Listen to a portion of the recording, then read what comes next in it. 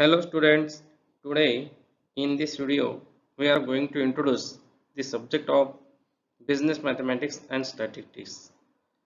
I am Professor Y.K. Chaudhary, Assistant Professor, Department of Commerce, KTHM College, Nasik. The purpose behind including this subject in the first year commerce class is to give the students basic knowledge of business mathematics and statistics. And the real purpose is to be able to use it in industry and business. It is also intended to be used by students in administrative service examinations as well as in competitive examinations. So students, today in this video we are going to introduce the subject of business mathematics and statistics, and this video basically we have prepared for the purpose introduction of chapters only. The syllabus of this subject is very simple and easy to understand. Students can pass with good marks if they study regularly and take practice. This course covers a total of 4 chapters. The following can be stated: interest and annuity, shares and mutual funds, population and sample, measures of central tendency, and measures of dispersion. This is the uh, semester first.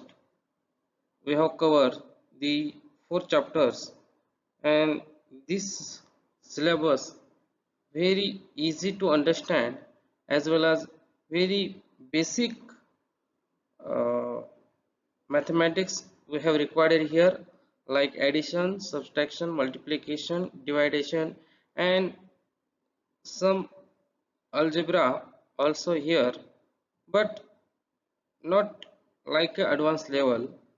It is a very simple and easy level type of examples, problems, and other terms also we have see here. So let's start one by one chapter in details. In unit first, means chapter 1, interest and annuity. Here we will learn the concept of interest. In that, concept of present value and future value, how to calculate simple interest and compound interest, what is nominal and effective rate of interest, and their practical examples and problems. विद्यार्थी मित्रांनो, या प्रकरणामध्ये आपण interest म्हणजे व्याज या संकल्पनेचा अभ्यास करणार आहोत. सरळ व्याज आणि चक्रवाढ व्याज पद्धतीने आपण इंटरेस्ट कशा पद्धतीने कॅल्क्युलेट करणार आहोत, त्यानंतर नॉमिनल आणि इफेक्टिव्ह रेट ऑफ इंटरेस्ट ह्या संकल्पना काय आहेत, आणि काही आपण प्रॅक्टिकल एक्झाम्पल्स आणि प्रॉब्लेम्स यामध्ये आपण सोडवणार आहोत. Here the second term, annuity. In that we see the types of annuities: ordinary annuity, sinking fund, annuity due, present value and future value of annuity. Then EMI means equated monthly installments by interest of reducing balance, and flat rate interest method. And in that we also solving some examples and problems. So these two terms, interest and annuity, are combining and make this chapter. So it is very easy to understand, as well as the examples and problems also very easy level. If you learn the formulas, uh, then you can solve all the problems and examples very easily. विद्यार्थी मित्रांनो, यामध्ये आपण annuity आणि interest या दोन संकल्पना बघणार आहोत, आणि यामध्ये असणाऱ्या काही टर्म्स आहेत, त्या टर्मच्या अनुषंगाने आपण समजून घेतल्यानंतर या टॉपिक मध्ये काही प्रॅक्टिकल एक्झाम्पल्स आणि प्रॉब्लेम्स आपण सॉल्व्ह करणार आहोत, जर तुम्ही सूत्र फॉर्म्युलाज जर व्यवस्थितरित्या पाठ जर केल्या आणि त्या जर समजून घेतल्या तर तुम्हाला हा जो चॅप्टर आहे हा अतिशय सोपा आणि चांगले मार्क्स देऊन जाणार असेल. म्हणून जे काही फॉर्म्युलेज असतील, जे काही सूत्र असतील ते चांगल्या प्रकारे तुम्ही समजून घ्यायचे, ती पाठ करायचे आणि जास्तीत जास्त एक्झाम्पल्स आणि प्रॉब्लेम्स आपल्याला सोडवता कसे येतील आणि ती समजून कशी घेता येतील याचा प्रयत्न करायचा आहे. आणि आपण ती चांगल्या प्रकारे तयारी करून घेऊया तुमची आणि आपण त्यामध्ये प्रॉब्लेम पण आपण सोडून घेणार आहोत. So every course content includes some intention purposes have. So what skills to develop student to learn the chapter interest and annuity. So here first objective to understand the concept of simple interest and compound interest and effects of compounding. There may be half yearly, quarterly, yearly. This type of effects of compounding we also learn here. Second objective to understand the concept of annuity and its applications for equity, equated monthly installments, its EMI and amortization schedule. We know that the concept amortization schedule in accounting, depreciation and amortization schedule. विद्यार्थी मित्रांनो, एखाद्या कोर्समध्ये एखादा content समाविष्ट करण्याचा हेतू काय किंवा त्यातून आपल्याला काय शिकायला मिळणार आहे, तर या चॅप्टरच्या माध्यमातून आपल्याला सिंपल इंटरेस्ट, कंपाऊंड इंटरेस्ट काय आहे हे आपल्याला समजणार आहे. आणि कंपाऊंड इंटरेस्ट किंवा सिंपल इंटरेस्ट कॅल्क्युलेट करण्यासाठी जो काही रेट ऑफ इंटरेस्ट असेल किंवा वेगवेगळ्या टेन्युअर जे असतील, हाफ इयरली असेल, इयरली असेल, क्वार्टरली असेल, तिमाही, सहामाही, वार्षिक, या पद्धतीने आपण कशा प्रकारे इंटरेस्ट कॅल्क्युलेट करू शकतो ते आपण यामधून शिकणार आहोत.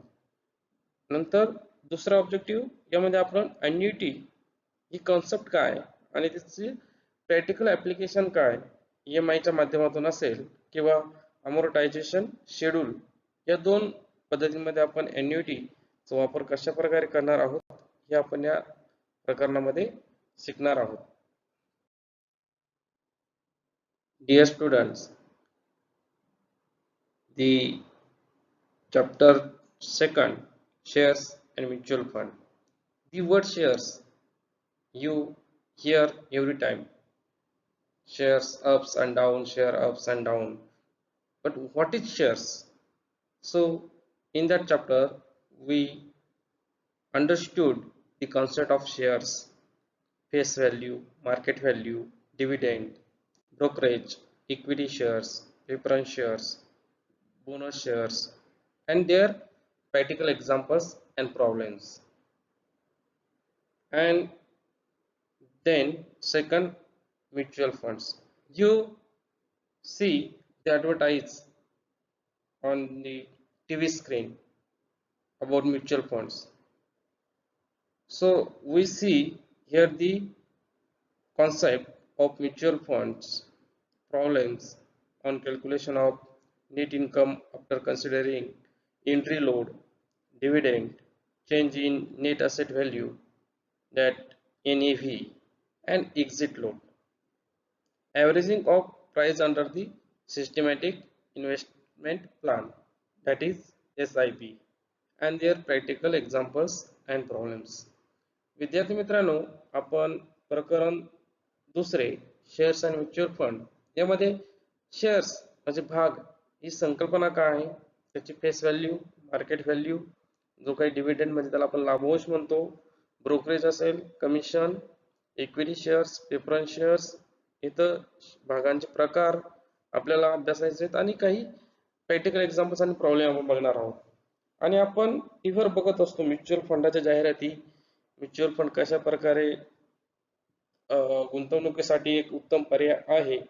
मग ही संकल्पना आपल्याला समजून घ्यायची आणि तिचं प्रॉब्लेम्स कॅल्क्युलेशन कसं केलं जातं, नेट इन्कम आफ्टर कन्सिडरिंग त्याचा एंट्री लोड असेल, त्याचा लाभांश असेल, जर NAV जर नेट असेट व्हॅल्यू त्याची कशी बदलते आणि एक्झिट लोड कसा काढला जातो, त्यानंतर averaging of price under the systematic investment plan, आणि जो काही SIP असेल, तुम्ही हे शब्द ऐकतायत पण नेमकं ते काय आहेत ते आपल्याला या चॅप्टरच्या माध्यमातून समजून घ्यायचे आहेत. आणि फक्त ते समजून घेणार नाही आहोत आपण या संकल्पना, तर त्या संकल्पनेचा वापर करून आपण काही एक्झाम्पल्स आणि प्रॉब्लेम सुद्धा आपण इथे प्रत्यक्ष सोडवणार आहोत.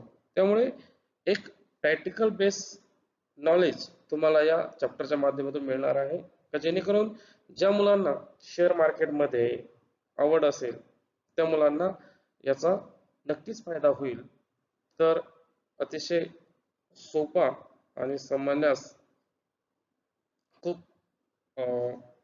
छान असा टॉपिक आहे shares and mutual funds.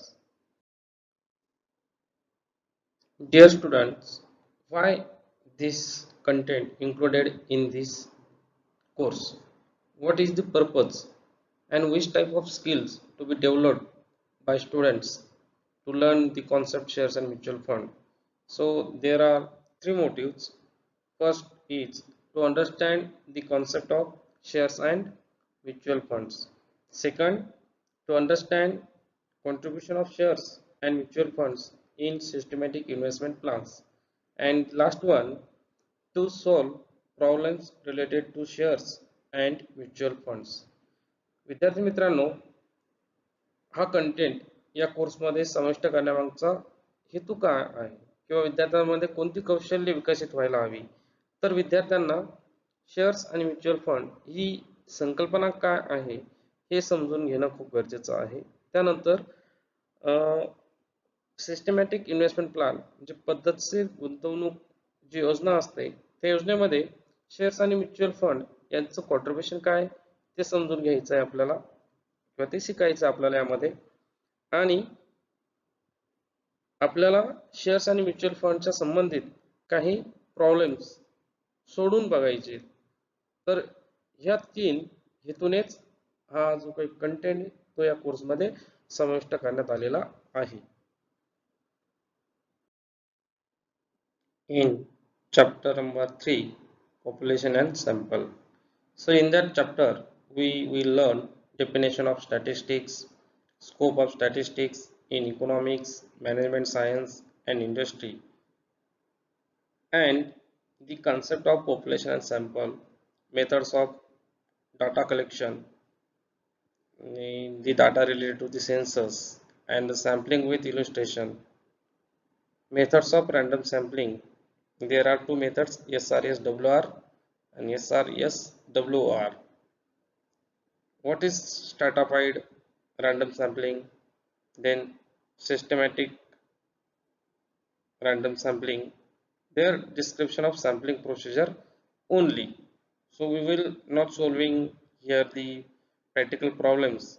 We only study here the theoretical approach about this chapter. Now, what is the role of statistics in various fields, and what is the concept of population and sample, and how to collect the data, and which methods we using the data collection purpose, and how to census and sampling with illustration, and data sampling methods here SRSWR and SRSWR. It's very simple random sampling with replacement and simple random sampling without replacement. These are the two types of simple random sampling, and the another types of stratified random sampling, and the systematic description of sampling procedure we see here. Here the some other sampling types also we see here. विद्यार्थी मित्रांनो, प्रकरण तिसरे यामध्ये आपण बघणार आहोत संख्याशास्त्र ही जी काही शाखा आहे या शाखेची व्याख्या आणि या शाखेची असणारी व्याप्ती. मग ती इकॉनॉमिकच्या पॉइंट ऑफ व्ह्यू असेल मॅनेजमेंट सायन्स असेल, ज्याला आपण व्यवस्थापन शास्त्र असेही म्हणतो, आणि उद्योग इंडस्ट्री. त्यानंतर पॉप्युलेशन आणि सॅम्पल ही संकल्पना काय आहे किंवा डेटा कलेक्शनच्या मेथड्स, नंतर लोकसंख्या आणि सॅम्पलिंग यांची काही उदाहरणं आपण बघणार आहोत. नंतर रँडम सॅम्पलिंगचे प्रकार, त्यामध्ये दोन प्रकार आहे बघा इथे, SRSWR आणि SRSWR.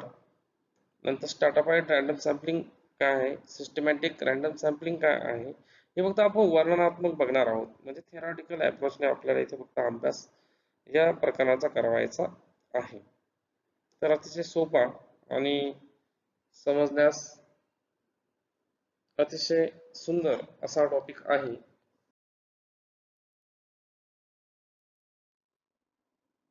So this chapter include in this course the purpose and skills to be developed by students, the motive, collection of data, then analyzing and interpreting the data, knowing different methods of sampling. या प्रकरणाचा समावेश करण्यामागचा हेतू या कोर्समध्ये का आपण माहिती कशा प्रकारे गोळा करू शकतो, गोळा केलेली माहिती विश्लेषित कशी करायची आणि त्यापासून विविध निष्कर्ष कसे काढता येतील. इंटरप्रेटिंग म्हणजे आपल्याला इंटरप्रेट कसा करता येईल डेटा, ते आपल्याला या प्रकरणामधून शिकायला मिळेल. त्याच पद्धतीने सॅम्पलिंगच्या वेगवेगळ्या मेथड्स कोणत्या आहेत ते आपल्याला माहिती करून घ्यायचे आहेत. तर ते आपल्याला या प्रकरणाच्या माध्यमातून माहिती होतील. Here the chapter number 4, and this is the last chapter for the semester first, our course, measure of central tendency and measures of dispersion. So first we see here frequency distribution.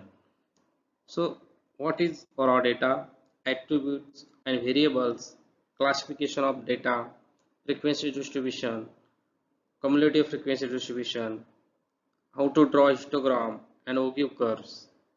This is the first part, this chapter. Then second, requisites of ideal measures of central tendency, in that arithmetic mean, median and mode for ungrouped and group data. This is the second part. And next, here combine mean, merits and demerits of measures of central tendency, geometric mean, definition, merits and demerits, harmonic mean, definition, merits and demerits, choice of arithmetic mean, geometric mean and harmonic mean. Their abbreviation AM, GM and HM. Then the concept of dispersion.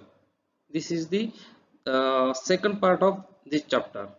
Then measures of dispersion, in that range, variance, standard deviation, that is SD, for group and ungrouped data. In that combined standard deviation, measures of relative dispersion, in that coefficient of range and coefficient of variation, and their examples and problems we will see here in that chapter. विद्यार्थी मित्रांनो, हा chapter जरी दिसायला मोठा असेल पण आपल्याला out of mark देऊन जाणारा हा टॉपिक आहे. यामध्ये आपण बघणार आहोत फ्रिक्वेन्सी डिस्ट्रीब्युशन, त्यामध्ये रॉ डेटा काय असतो, वेगवेगळे व्हेरिएबल्स काय असतात, ग्रुप डेटा काय असतो, अनग्रुप डेटा काय असतो, आणि त्याच पद्धतीने मेजर ऑफ सेंटर टेंडन्सी मध्ये अरिथमॅटिक मीन असेल, मीडियन असेल, मोड असेल. म्हणजे त्याला आपण मीन म्हणजे सरासरी, ॲव्हरेज आपण म्हणतो, मीडियन म्हणजे मध्यगा, बहुलक म्हणजे मोड. या संकल्पनांचा आपण अभ्यास करणार आहोत. त्यानंतर कंबाईन मीन कन्सेप्ट काय, त्याचे फायदे तोटे, त्यानंतर जिओमॅट्रिक ही संकल्पना काय आहे, तिची व्याख्या, तिचे फायदे तोटे, हार्मोनिक मीन कन्सेप्ट काय आहे, तिचे फायदे तोटे, त्यानंतर वेगवेगळ्या गोष्टींमध्ये आपण कोणता मीन निवडायला हवा, अरिथमॅटिक मीन का जिओमॅट्रिक मीन का हार्मोनिक मीन, तर ते आपल्याला इथे चॉईस ऑफ AM, GM आणि HM आपण बघणार आहोत. आणि सेकंड भाग या चॅप्टर मध्ये असेल तो concept of dispersion. Dispersion means deviation. So major of dispersion मध्ये आपल्याला रेंज, व्हरायन्स, स्टँडर्ड डेव्हिएशन या तीन गोष्टी ग्रुप आणि अनग्रुप डेटा यामध्ये आपल्याला प्रॅक्टिकली एक्झाम्पल सोडून घ्यायचे. त्यानंतर कन्सेप्ट ऑफ डिस्पर्शन मध्येच बघा कंबाईन स्टँडर्ड डेविएशन कसा काढला जातो. कंबाईन मीन ही वेगळी गोष्ट आहे आणि कंबाईन स्टँडर्ड डेविएशन ही वेगळी गोष्ट आहे. त्यानंतर मेजर्स ऑफ रिलेटिव्ह डिस्पर्शन मध्ये आपल्याला कोएफिशियंट ऑफ रेंज आणि कोएफिशियंट ऑफ व्हरायन्स या दोन गोष्टी बघायच्या आहेत. आणि मग ओव्हरऑल सर्व चॅप्टरची काही एक्झाम्पल्स आणि काही प्रॉब्लेम्स आपण बघणार आहोत. हा चॅप्टर खूप लेंथी असू शकतो, पण संबंधात सोपा आणि जास्तीत जास्त मार्क देणारा हा टॉपिक आहे. त्यामुळे विद्यार्थ्यांनी याकडे दुर्लक्ष करून चालणार नाही. तर हा चॅप्टर आपण व्यवस्थितरित्या व्यवस्थित वेगवेगळ्या उदाहरणांच्या माध्यमातून आपण समजून घेऊ. जर काही अडचणी असेल तर त्याच वेळेला विचारत चला, आपण त्या वेळेला त्या समजून घेऊन तुमचा सोडवण्याचा प्रयत्न करणार आहोत. So here we will see what is the purpose include this content in that course, uh, and which type of skills to be developed by students. So first here to classify and represent data in tabular and graphical form. And second to compute various measures of central tendency and measures of dispersion. विद्यार्थी मित्रांनो, अतिशय साधा आणि सोपा असा हेतू आहे का विद्यार्थ्यांमध्ये जो काही आपण डेटा कलेक्ट केलेला आहे, जो काही डेटा क्लासिफाईड अनालाइज केलेला आहे, तो केलेला डेटा आपण कशा प्रकारे रिप्रेझेंट करू शकतो. टेबल फॉर्मॅटमध्ये असेल किंवा आलेखाच्या माध्यमातून असेल, पाय चार्ट असतील, हिस्टोग्राम असतील, ओगिव कर्व असतील, म्हणजे ग्राफिकल फॉर्ममध्ये आपण तो डेटा कशा प्रकारे प्रेझेंट करू शकतो. तर डेटा गोळा करून तो अनालाइज करून इंटरप्रेट करून चालणार नाही. तर डेटा आपल्याला क्लासिफाय करून तो प्रेझेंट करता यायला हवा आणि त्यासाठी टेबुलर फॉर्म आहे, ग्राफिकल फॉर्म या गोष्टी विद्यार्थ्यांना माहिती व्हाव्यात म्हणून या टॉपिकचा समावेशामध्ये करण्यात आलेला आहे. त्यानंतर to compute various measures of central tendency and measures of dispersion, आणि वेगवेगळ्या ज्या मेजर ऑफ सेंट्रल टेंडन्सी आहे त्यामध्ये मग मेन असेल, मेडियन असेल, मोड असेल. त्यानंतर मेजर ऑफ डिस्पर्शन मध्ये स्टँडर्ड डेविएशन आहे, रेंज आहे, coefficient of range, coefficient of variance या आपल्याला कशा पद्धतीने कॅल्क्युलेट करता येतील ते आपण या प्रकरणाच्या माध्यमातून शिकणार आहोत. तर विद्यार्थी मित्रांनो, हा जो काही आपला ओव्हरऑल सिलेबस आहे तो अतिशय सुंदर अशा पद्धतीने विद्यापीठाने ड्राफ्ट केलेला आहे. जर तुम्ही नियमित अभ्यास केला, प्रॅक्टिस केली तर मॅथमॅटिक्स हा मुळातच अवघड असणारा विषय नाहीये. इतर विषयांच्या तुलनेत जास्तीत जास्त मार्क देणारा हा विषय आहे. त्यामुळे अभ्यास करा, प्रॅक्टिस करा आणि चांगल्या मार्कांनी पास व्हा अशाच शुभेच्छा मी तुम्हाला देईल. आणि व्हिडिओच्या शेवटी जाता जाता एवढंच सांगेल, इथून पुढे जे व्हिडिओ तयार होतील ते सर्व प्रॅक्टिकल बेस राहतील. त्यामध्ये काही उदाहरणे, एक्झाम्पल्स, प्रॉब्लेम्स आपण सोडवले राहतील. ती जर समजली नाही तर दिलेल्या ईमेल आय डी वरती किंवा मोबाईल नंबरवरती तुम्ही तुमच्या क्युरीज विचारू शकता. आणि ज्यावेळेला आपलं रेग्युलर टीचिंग सुरू होईल त्यावेळेला तर आपण घेणारच आहोत, पण ऑनलाईन टीचिंगच्या माध्यमातूनही तुमच्या जर काही अडचणी असतील तर तुम्ही निसंकोचपणे त्या विचारा, मेल करा, व्हॉट्सअप करा, मेसेज करा. सर्व पद्धतीने तुमच्या अडचणी सोडवण्याचा प्रयत्न आम्ही आमच्या स्तरावर करणार आहोत. तर घरी राहा, सुरक्षित राहा आणि सतत शिकत राहा. जाता जाता विद्यार्थी मित्रांनो, तुम्हाला एकच आवाहन करेल का हा व्हिडिओ जास्तीत जास्त प्रमाणात बघा, शेअर करा आणि आपला जो महाविद्यालयाचा यूट्यूब चॅनल आहे KTHM कॉलेज इन लर्निंग हा इतरांनाही सबस्क्राईब करायला सांगा आणि तुम्ही इतरांना शेअर करा आणि सतत शिकत राहा. Keep learning. Thank you very much. पुढील व्हिडिओमध्ये आपण भेटूयात. तुर्तास एवढेच.